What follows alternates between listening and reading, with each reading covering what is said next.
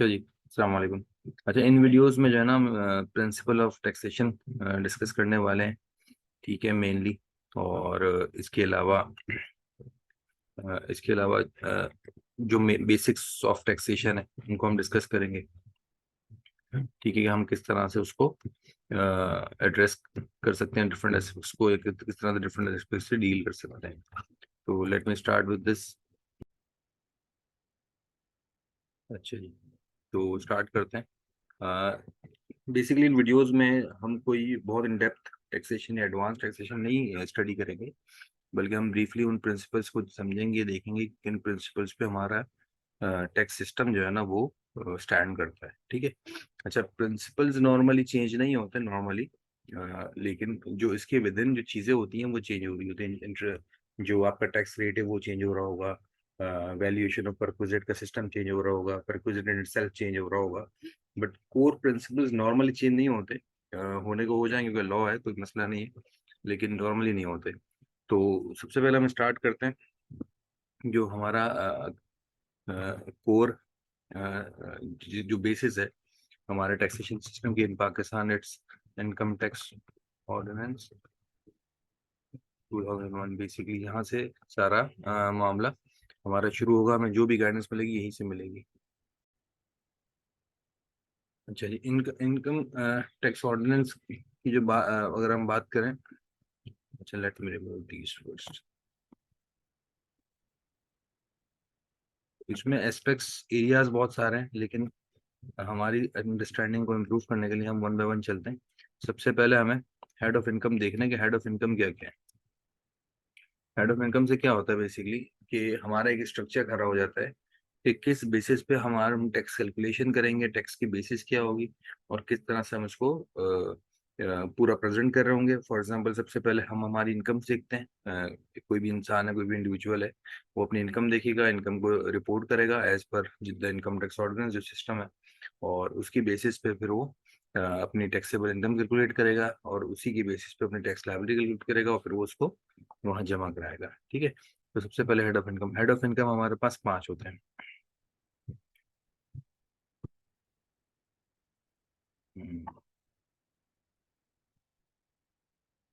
Head of income हमारे सबसे पहले है सैलरी। ठीक है। फिर हमारे पास है income from property.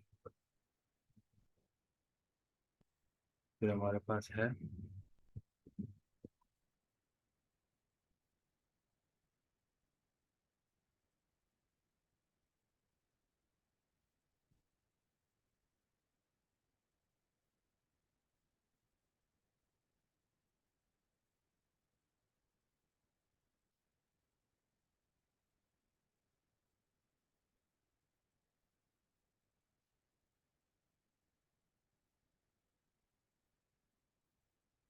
Income from business. Then we have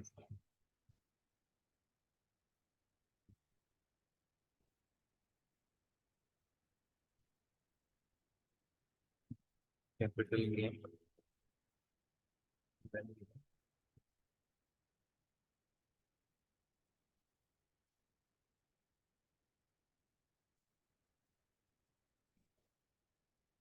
from other source.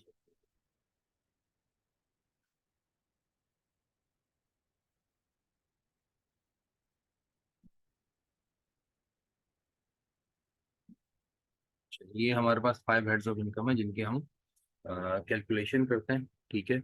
और फिर उसकी बेसिस पे हम हमारी पूरी टैक्स लायबिलिटी पे ऑफ करते हैं। इसमें इंडिविजुअल्स भी इसी तरह से करते हैं और बिजनेसेस भी इसी तरह से करते हैं। ठीक है। अच्छा, right now we start with salary. अच्छा, ये आपस में लिंक्ड कैसे हैं वो हम आगे चल के देखेंगे। अभी हम चीज़ों को पहले थोड़ा सा ब्रीफली स्ट्रक्चर को समझ लें। अच्छा। अच्छा, अब हमारी जो लायबिलिटी है वो कैलकुलेट कैसे होती है इन हेड्स ऑफ इनकम में, वो हम बात कर लेते हैं।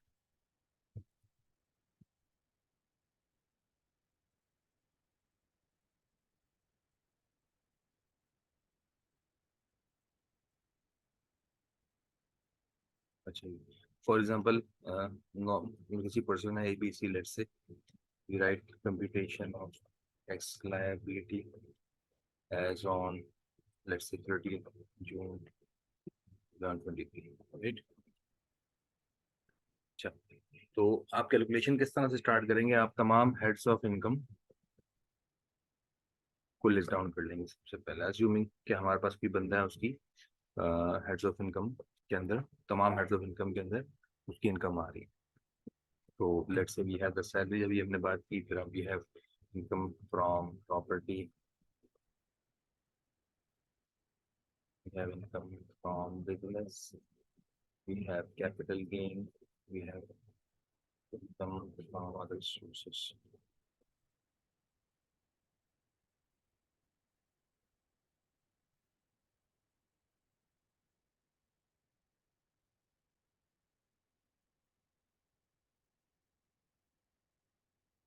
ठीक है, इन सब की आप, इन सब के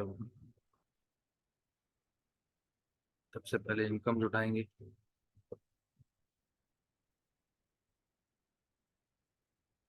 सबसे पहले आप देखेंगे कि उसकी इनकम क्या है, उस रिस्पेक्टिव हेड में इनकम क्या है। इनकम यानी जो पैसा उसको मिला। ठीक है, इनकम की सूरत में अब हर हर हेड के लिए इनकम की डेफिनेशन कुछ कुछ मुख्तलिफ होगी, क्योंकि लॉ है। तो एज पर लॉ हमें एग्जैक्टली जो लॉ कहेगा उसी को इनकम लेना पड़ेगा। ठीक है, तो वी पिक दीज अमाउंट्स। ठीक है, फिर you have deductions allowed. Deductions allowed क्या है कि भाई आपने ये इनकम कमाई तो उसमें कुछ खर्चा भी तो किया होगा उस इनकम को कमाने के लिए, तो वो आपको माइनस में अलाउ कर देते हैं वो। ठीक है, अच्छा, सैलरी ये बिफोर टाइम है, सैलरी अभी हम डिस्कस करेंगे, लेकिन सैलरी में नो डिडक्शंस आर अलाउड। तो इसलिए आप, सिर्फ सैलरी ऐसा हेड है जिसमें कोई डिडक्शन अलाउड नहीं है। बाकी सब में आप अपने डिडक्शन अलाउ करेंगे, यानी कि जो एक्सपेंस आपने पे किया उस इनकम को अर्न करने के लिए वो आपको अलाउ हो जाएगा। हो गया, फिर you arrive at your total income. आप नेट इनकम ले लेंगे, इन सब का डिफरेंस आ जाएगा आपके पास। देन यू हैव,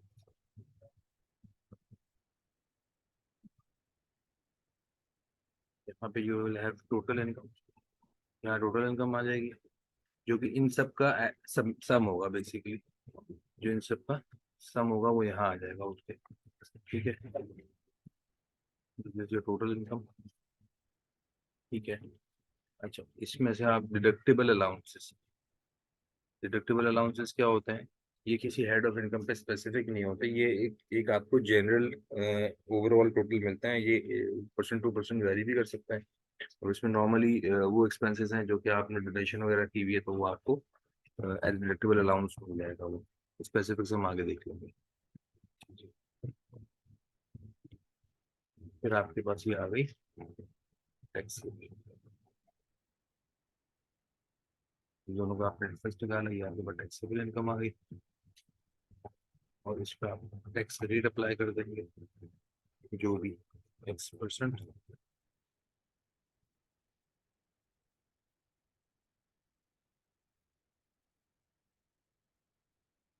ठीक है, तो आपके पास यहाँ पे टैक्स लायबिलिटी आ जाएगी जो आपने पे ऑफ करनी है। ठीक है, चलिए, ये टैक्स लायबिलिटी आपके पास आ गई। टैक्स लायबिलिटी के पास आपका कुछ एडवांस टैक्स पे किया हुआ होगा और कुछ टैक्स क्रेडिट्स होंगे।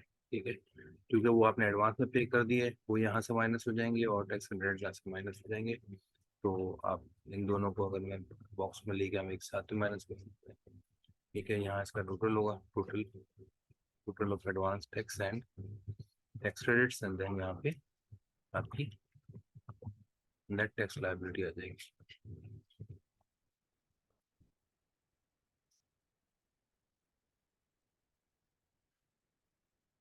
ये वो स्ट्रक्चर है जो जो कि बेसिकली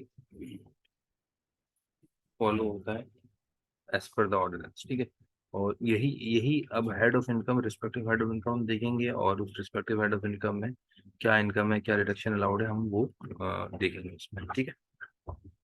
अच्छा जी, let's move back to this area.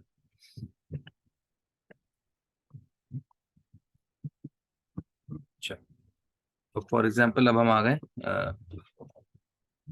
गए सैलरी, सैलरी से लेट्स बिगिन विद सैलरी। हम इसी चार्ट को एनहेंस करते जाएंगे, उसको बहुत ज़्यादा कॉम्प्लिकेट कर देंगे by the end of this video, video sequence या whatever you may see it. अच्छा जी, सैलरी, किसी भी हेड ऑफ इनकम के अंदर हमारे पास तीन कोर एरियाज हैं, जिसके तहत वो एड्रेस, वो हेड ऑफ इनकम एड्रेस होगा या उसकी अंडरस्टैंडिंग डेवलप होगी। सबसे पहले हमारे पास उसकी डेफिनेशन होनी चाहिए कि भाई इस हेड ऑफ इनकम में क्या क्या आएगा, किस तरह आएगा, क्यों आएगा, ठीक है। अच्छा, इसको कलर चलो कर लेते हैं इसको।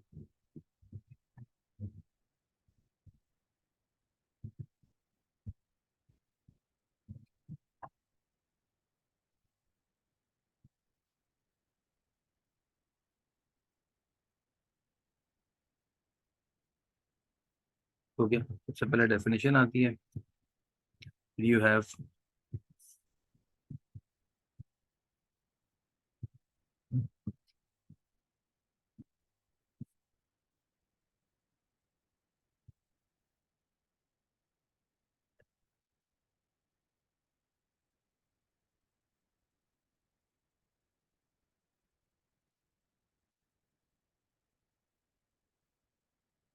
डेफिनेशन आएगी, फिर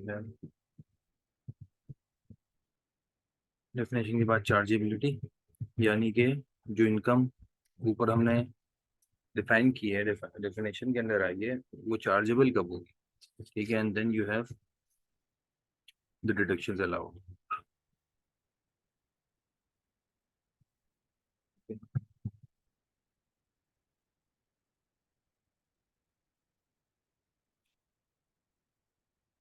यानी कि अगर हम फॉर एग्जांपल इसकी पूरी थीम ही कर लेते हैं, copy style and here I go, paste style, style, style, ये हमारी सैलरी की पूरी थीम बन जाएगी समझ। अच्छा, थोड़ा सा इन चीज़ों को नीचे कर देते हैं, अभी हमारे पास ऊपर खेलने के लिए स्पेस मिल जाए।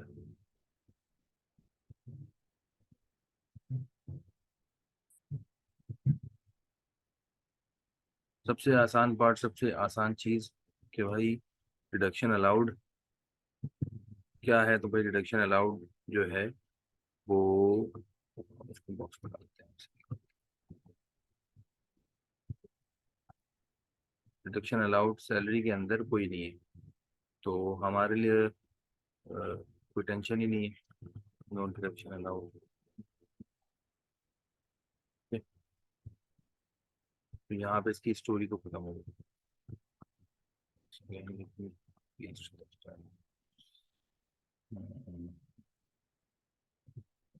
ठीक है, यहाँ पे इसका मैटर तो क्लोज हो गया। अब आता है सवाल चार्जेबिलिटी का। चार्जेबिलिटी का मतलब ये है कि भाई वो किस पॉइंट ऑफ टाइम पे वो चीज़ चार्ज होगी, एड्रेस होगी, ये चार्ज होगी। लेट्स से तो भाई इसमें सबसे पहले ये है, इसको, इसमें मुझे तीन तीन हमारा एस्पेक्ट्स है, तो आई विल ट्राई कि हम इसको इस तरह से एड्रेस कर लें ताकि ये इजी टू रिमेम्बर रहे। सबसे पहले paid to the employee. Now we are talking about salary, तो नेचुरली एम्प्लॉय की बात हो रही है, ठीक है। Then we have number two, made available to the employee, ठीक है। And then we have third one,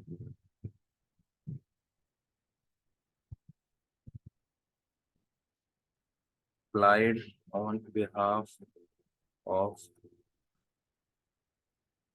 the employee. What is happening over here is कि आपने कहा कि भाई हमने उसको दे दिया, ठीक है। तो अगर उसको मिल चुकी है, अच्छा सॉरी, इससे पहले हम एक चीज़ और देखेंगे, आई एम रियली सॉरी, इससे पहले हम एक और चीज़ देखेंगे कि इसकी टैक्सेबिलिटी किस पॉइंट ऑफ टाइम पे होगी। ठीक है, तो टैक्सेबिलिटी का जो पॉइंट ऑफ टाइम होगा वो है, can I add,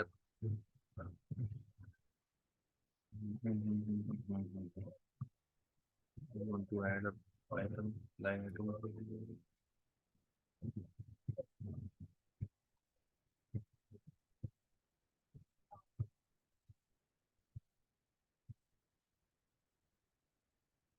here it is.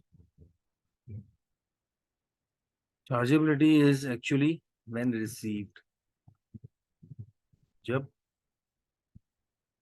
Salary income receive हो जाएगी किसी भी एम्प्लॉय को, तो वो that would be charge to tax. मतलब आज अगर किसी को सैलरी मिली, फॉर एग्जांपल आज 19 दिसंबर अगर है और नवंबर की सैलरी मिली, तो दिसंबर के मंथ में वो अज्यूम्ड की जाएगी चार्ज। ठीक है, जिस पॉइंट ऑफ टाइम पे वो सैलरी मिलेगी उस पॉइंट ऑफ टाइम पे उसको सैलरी अज्यूम किया जाएगा। ठीक है, अच्छा। अच्छा, अब सवाल ये है कि वो रिसीव कब अज्यूम की जाएगी भाई। रिसीव किन किन सूरतों में होगी, तो रिसीव 3 सूरतों में होगी। जब उसको आया मिल जाए, एक्चुअली मिल जाए, ठीक है, उसको मेड अवेलेबल कर दी जाए कि भाई देखो ये पैसे तुम्हारे रखें और ले लो। ठीक है, या फॉर एग्जाम्पल तुम्हारी सैलरी रेडी टू प्रोसेस है, तुम अपना बैंक अकाउंट दे दो। ठीक है, तो दैट मीन्स वो अब आपको पे हो चुकी है, आपने रिसीव कर ली। अब वो आपका डिले किसी वजह से आप कर रहे हैं, तो that is your headache, not the companies और द एफपीआरस। अच्छा, इसके अलावा आपके बिहाफ पे पे कर दी, फॉर एग्जाम्पल आपने कहा कि मेरी सैलरी आए तो इतने डोनेशन में दे देना, इतनी मेरे म्यूचुअल फंड्स में दे देना, इतनी एक्सवाइजी जगह पे दे देना, या उसको मेरे बिहाफ पे दे देना। तो that means applied on your behalf, that means you have received. तो दो दो जो मेजर कंसर्न है वो रिडक्शन अलाउड। सैलरी के अंदर किसी भी हेड ऑफ इनकम में 3 मैटर्स होते हैं, definition, chargeability, reduction allowed. Reduction allowed salary में है ही नहीं, तो वो टेंशन खत्म हमारी। चार्जेबिलिटी किस पॉइंट ऑफ टाइम पे वो चार्ज होगा, तो वो चार्ज होगा at the time actually received, जब रिसीव होगा। ठीक है, नॉर्मल बिजनेस अकाउंटिंग जो हम देखते हैं वो होती है एक्रूल बेसिस पे, यानी कि आपने रिसीव किया या नहीं किया, आपने पे किया या नहीं किया, वो आपके रिकॉर्ड्स में आती है। But for the purpose of taxation in salary for an employee, जब तक वो रिसीव नहीं होगी वो चार्ज नहीं होगी टू टैक्स। रिसीव किस पॉइंट पे होगी, actually paid to the employee, made available to the employee, and applied on behalf of the employee. इन 3 सूत्रों में दैट वुड बी अज्यूम्ड कि वो एम्प्लॉय को सैलरी मिल चुकी है, and that should be taxed. ठीक है, अच्छा जी, अब आते हैं डेफिनेशन की तरफ।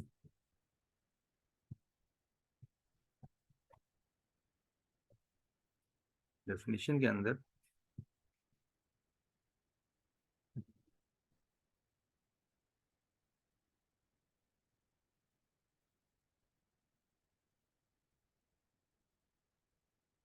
डेफिनेशन के अंदर we need to define the income.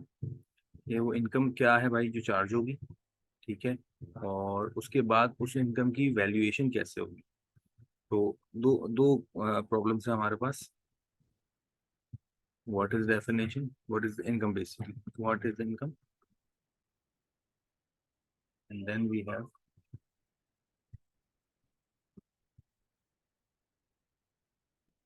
How would the income be value. कि भाई आपको इनकम तो मिल रही है, लेकिन वो इनकम की वैल्यूएशन क्या है, वैल्यूएशन वाला सवाल क्यों आ रहा है, वो हम डिस्कस करेंगे अभी इन डिटेल। तो स्क्रीन,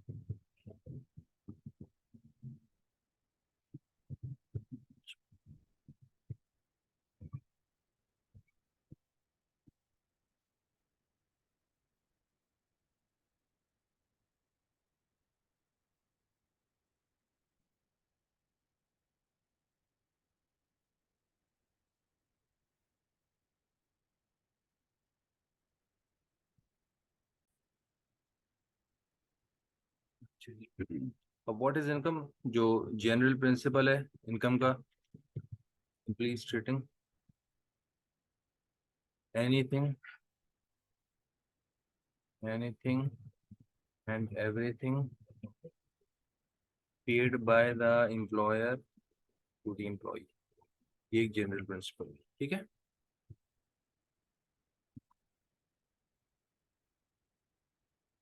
ठीक है,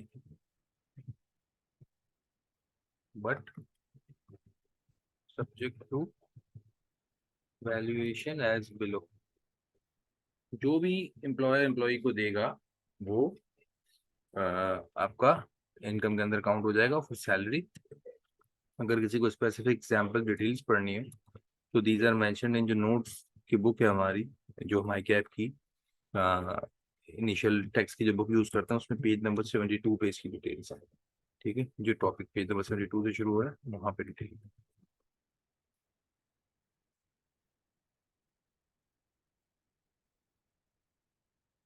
अगर कोई रेफर करना चाहे तो वहाँ कर सकता है। कोई भी चीज, कोई सैलरी मिल रही है, कोई वेज मिल रही है, कोई बोनस मिल रहा है, कोई ग्रेचुइटी मिल रही है, वो सारा का सारा इनकम के अंदर काउंट हो जाएगा। ठीक है, for as salary.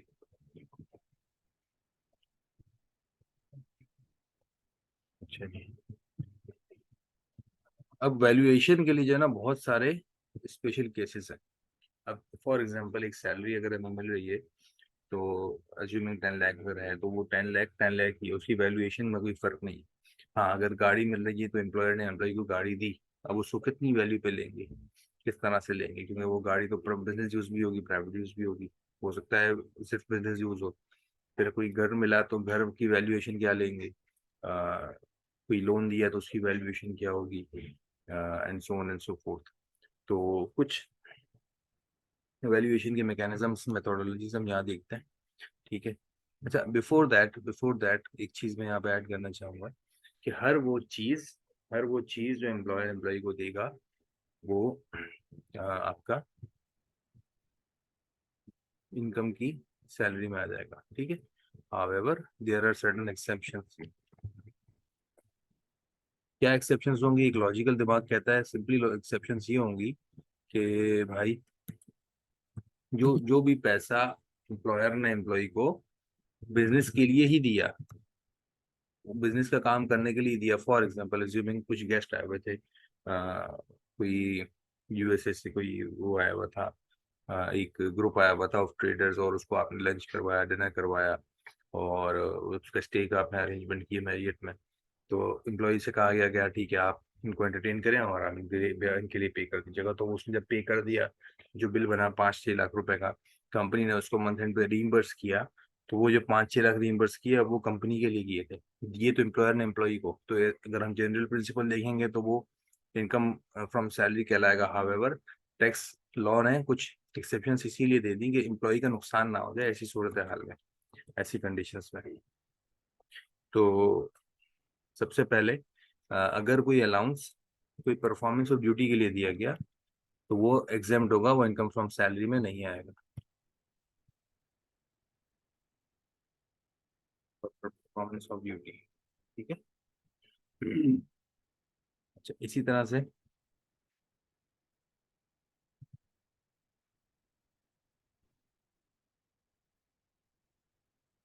Expenditure reimburse, जो मैंने एग्जांपल की, reimburse which was paid on behalf of the company. अब ये लॉजिकल बात है, कोई चीज एम्प्लॉयर एम्प्लॉय को देगा वो सैलरी में काउंट हो जाएगी। ऐसी चीज देगा जो उसने एम्प्लॉयर ने अपने काम के लिए ही की थी, अपने लिए करवाई थी, तो वो नेचुरली आपकी एग्जाम्प्ट हो जाएगी, या उसको इनकम फ्रॉम सैलरी नहीं लेंगे। ठीक है। अच्छा जी। अच्छा जी, किस तरह से वैल्यूएशन होगी? तो हमारे पास इसमें बहुत सारे मल्टीपल तरह के केसेस हैं। स्पेसिफिक एग्जांपल दी हुई है हमें इन द टैक्स लॉ। क्या आप, I want to remove this, मुझे इसको यहाँ से रिमूव करना है तो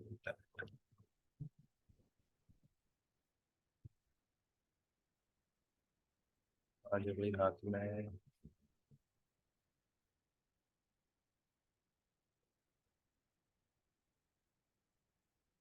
नए शेप होंगे।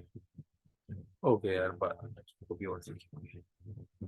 बहरहाल let's move it over here.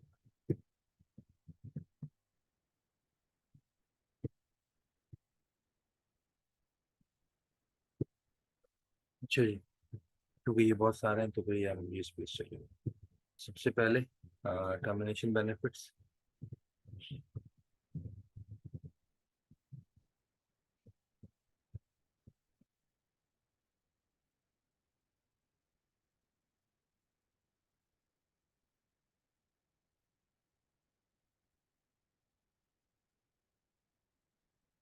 अगर कोई टर्मिनेशन बेनिफिट्स मिलते हैं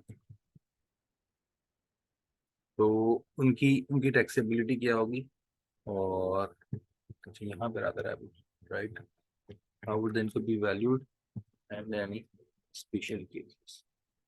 ठीक है, कोई स्पेशल केसेस जो लॉ ने खुद एक्सप्लिसिटली बताया तो वो क्या होगा।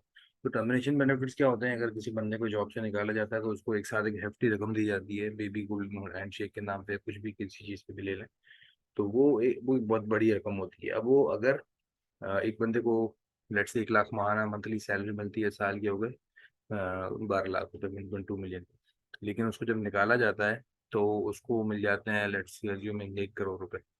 तो एकदम से उसका स्लैब, सैलरी का स्लैब जो है वो बढ़ जाएगा। स्लैब क्या है वो हम आगे देखेंगे। एक चार्ट है, एक एक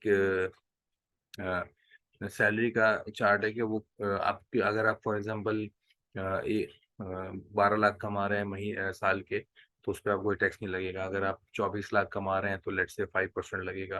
अगर आप 36 लाख या इससे ऊपर की लिमिट में कमा रहे हैं तो वो रेट ऑफ टैक्स बढ़ता रहता है, और बियॉन्ड अ सर्टेन पॉइंट हो जाता है, अब फिर 30% चला जाएगा। तो कहने का मकसद ये है कि जितनी आपकी सैलरी ज़्यादा होगी उतना आपका परसेंटेज ऑफ टैक्स ज़्यादा होगा। तो इसीलिए इसीलिए जब एक साथ ये रकम दी जाती है तो एक ऑप्शन दिया जाता है एम्प्लॉय को, to get taxed on the average of last 3 years tax. ये इसका फॉर्मूला क्या है, ये सिंपली क्या है,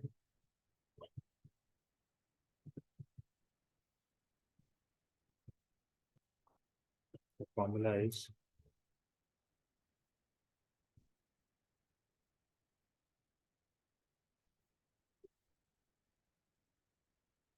क्या है,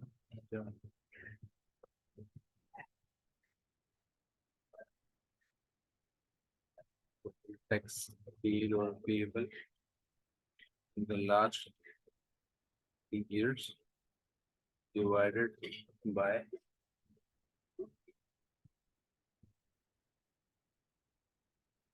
total taxable income of the three last 3 years multiply by 100, जो हम परसेंटेज निकालते हैं। ठीक है, इसका बेनिफिट क्या होगा भाई, इसका बेनिफिट ये होगा कि वो बंदा अगर उसका स्लैब चेंज हो रहा है तो कम से कम इससे उसकी मेन सैलरी जो होगी उस साल की, उससे स्लैब चेंज नहीं होगा। ठीक है, ये उसको बेनिफिट मिल जाएगा। एक बात तो ये स्पेशल केस था कि टर्मिनेशन बेनिफिट्स की वैल्यूएशन कैसे होगी for tax purpose. Drag line from shape नहीं चाहिए भाई, मुझे तो लेके जाने दे इसको।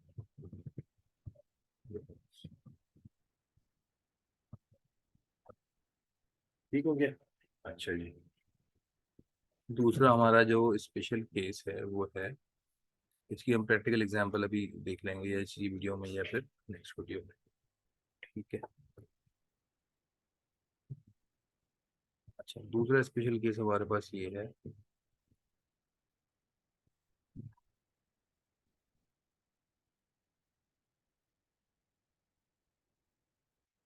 Salary received in arrears. इसमें भी ये केस है हमारे पास कि भाई अगर सैलरी आपको अरियर्स में मिल रही है, फॉर एग्जांपल अभी हमने देखा था कि सैलरी जब मिलती है तब टैक्स होती है। तो फॉर एग्जांपल एम्प्लॉयर ने कहा कि यार आपको 6 महीने बाद में सैलरी एक साथ दूंगा। तो जो अगला साल था, फॉर एग्जांपल ईयर 1 में आपको सैलरी मिली 5 लाख, और जो इस साल की रिमेनिंग 5 लाख है वो अगले साल में मिलेगी। तो अगले साल में आपको उस साल की अपनी 10 लाख और 5 लाख पिछले साल की मिली, तो आपका नेचुरली स्लैब बहुत ऊपर चला जाएगा, हाई चला जाएगा। तो टू एड्रेस दैट आपको ये अलाउड है कि आप जो है ना उस सैलरी को एक्चुअल ईयर जिससे वो पर्टेन करती थी उसी में चार्ज करवाएं। Let me show you an example. ये हमारा स्ट्रक्चर है ऑफ सैलरी हर ईयर। ठीक है, ईयर वन, ईयर वन में मुझे सैलरी मिली। मेरी एक्चुअल सैलरी बनती थी, सैलरी जिसके लिए मैं एलिजिबल था,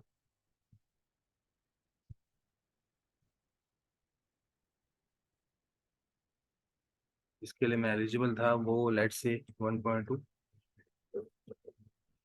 दोनों सालों में 1.2। तो इसके मुताबिक माई टैक्स स्लैब जो एप्लीकेबल था टैक्स चार्ट के हिसाब से वो था 0%। ठीक है। अच्छा जी, हुआ क्या कि मुझे एक्चुअली रिसीव हुई ईयर वन में 6 लाख। मुझे कहा गया कि आप 6 लाख ले लें इस बार, और जो रिमेनिंग 6 लाख है वो आपको हम अगले साल देंगे अलॉन्ग विद उस साल की सैलरी। तो हमें एक्चुअली रिसीव हुई यहाँ पे 1.2 प्लस 6 लाख, यानी कि इस साल में मुझे हुई 18 लाख। ठीक है। तो अब मुझे टैक्स स्लैब क्या लगा, टैक्स स्लैब ये लगा कि यहाँ पे 0% ही रहा, और यहाँ पे मेरा वो टैक्स स्लैब हो गया 10%। तो दैट मीन्स यहाँ पे मुझे टैक्स देना पड़ा कितने का, जो कि सिर्फ और सिर्फ एम्प्लॉयर की वजह से था कि 1,80,000 में मुझे लॉस हो गया ना हो। जो 1,80,000 रुपये लॉस हुआ है वो उसके लिए मुझे टैक्स वाला कह रहा है, do I have a pen, या उसके लिए मुझे टैक्स वाला कह रहा है कि ये जो 6 लाख आपको मिले थे ईयर टू में, even though pertain two year one करते थे, और आपको मिले हैं तो जब मिलते हैं तो चार्ज होते हैं, लेकिन for the sake of comfort for you, for the sake of ease for you, आप इस 6 लाख को यहीं पे चार्ज करवा लो। तो अगर आप इस 6 लाख को यहीं पे चार्ज कराओगे तो अगेन आप 0% की लिमिट में रहोगे, क्योंकि 1.2 इज एग्जाम्प्ट, और ईयर टू में भी एग्जाम्प्ट रहोगे। तो आपका जो 0% है वो फिर से वैलिड हो जाएगा। आपको जो अरियर्स में पैसे मिले उसकी वजह से जो आपको लॉस होगा या लॉस हुआ है वो नहीं हो। ठीक है। आई होप कि बात भी क्लियर होगी। ठीक है। अच्छा जी, तो सैलरी रिसीव्ड इन एरियर्स का जो केस है, सैलरी में B charge in the year pertained and not received, refer example in MS. तो ये आप लोग जरा देख लीजिए। ठीक है, इसके एग्जाम्पल जरूर देखेंगे आपने। अच्छा जी, इसके बाद जो हमारे लिए एक और स्पेशल केस होता है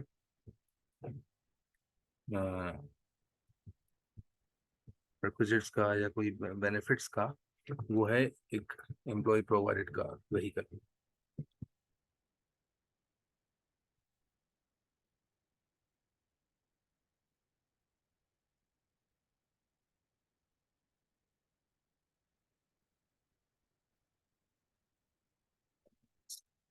या vehicle provided by the employer. जरा बात को इसमें समझना ये है कि क्योंकि ये एम्प्लॉयर ने एम्प्लॉय को बेनिफिट दिया है तो इट वुड बी चार्ज। पहली बात तो ये, पहला केस तो ये क्लियर हो गया। अच्छा, अब हावेवर क्योंकि ये गाड़ी या कन्वेंस पर्सनल यूज भी हो सकती है, प्राइवेट बिजनेस यूज भी हो सकती है, और दोनों भी हो सकती है। तो अकॉर्डिंगली हमें कहा गया कि इस पे कुछ परसेंटेजेस बताई गई कि आप अगर ये सिर्फ पर्सनल यूज हो, ठीक है, सिर्फ पर्सनल यूज होगा, तो आप इसको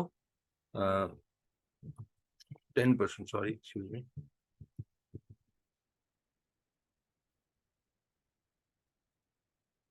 10% of the cost of vehicle salary में ऐड कर देंगे, सैलरी में ऐड कर देंगे as if you have received this as your salary.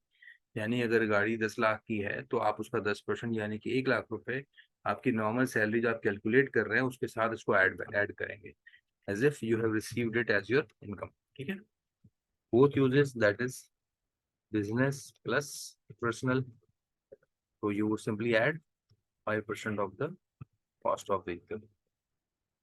ठीक है, और अगर सिर्फ बिजनेस यूज है, क्या होना चाहिए कि भाई सिर्फ तुम बिजनेस के लिए यूज करोगे तो समझना मुश्किल नहीं है 0%, क्योंकि मुझे कोई बेनिफिट मिला ही नहीं है। मैं चला ही आपके ले रहा हूँ गाड़ी, तो फिर मुझे क्या बेनिफिट।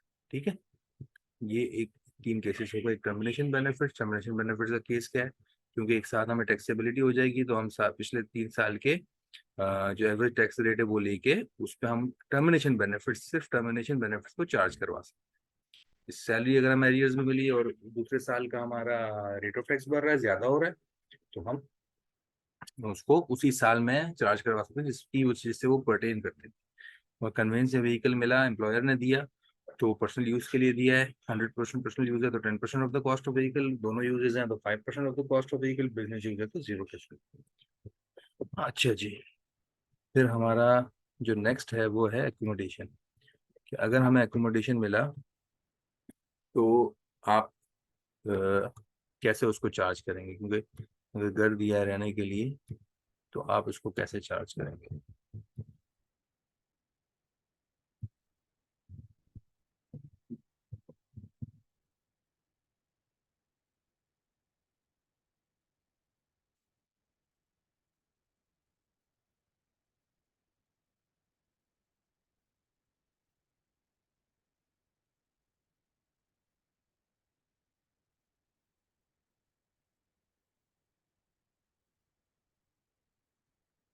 अब हायर ऑफ लेंगे the amount which would have been paid if the accommodation had not been provided। ठीक है, या फिर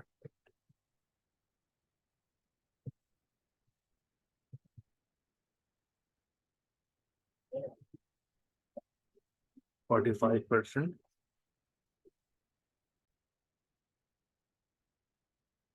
चलिए, 45% of the minimum time scale of the employee. ठीक है, यानी कि अगर एक एक एक नॉर्मली पहले गवर्नमेंट उसमें होता था, स्ट्रक्चर में होता था कि एक टाइम स्केल होता था कि भाई मिनिमम इतना है, फिर हर ये साल इतना बढ़ेगा।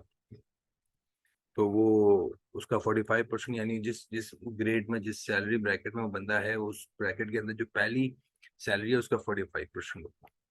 ठीक है,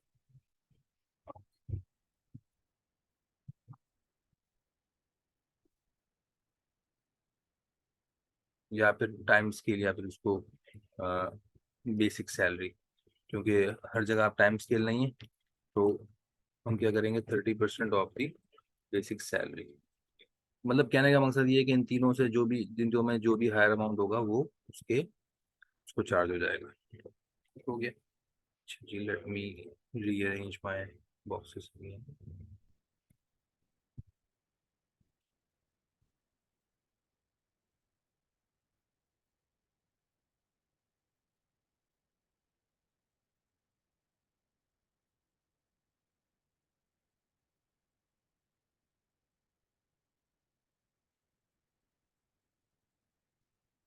तो ये one is now accommodation resort. ठीक हो गया। जो सिंपल एक चार्ट हमने शुरू किया था वो अच्छा खासा फैल गया। ठीक है, गुड फॉर अस। चलिए, इन सब की प्रैक्टिकल एग्जांपल्स वैसे तो हमने क्लास में की हुई है। हाँ, तो आई डोंट थिंक अब मुझे इसको उस पर टाइम लगाने की जरूरत है। ठीक है, अच्छा जी।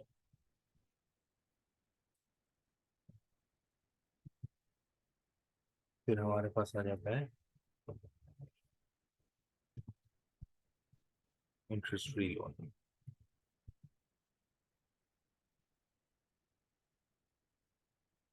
Interest free loan, loan amount जो है वो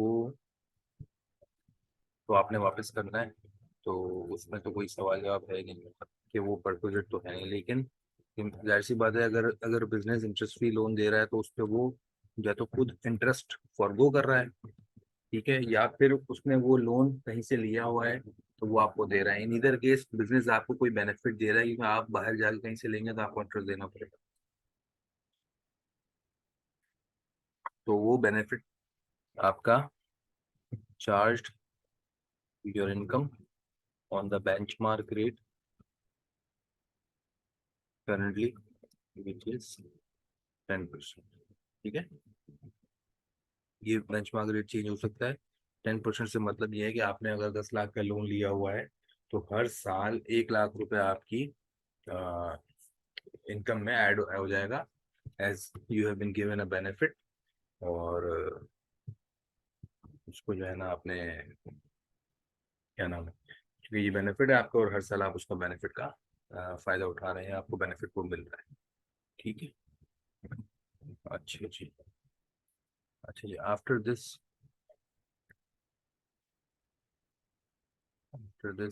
वी हैव, जो हमारे लेवल पे हमने, हमारा मेन कंसर्न है वो है,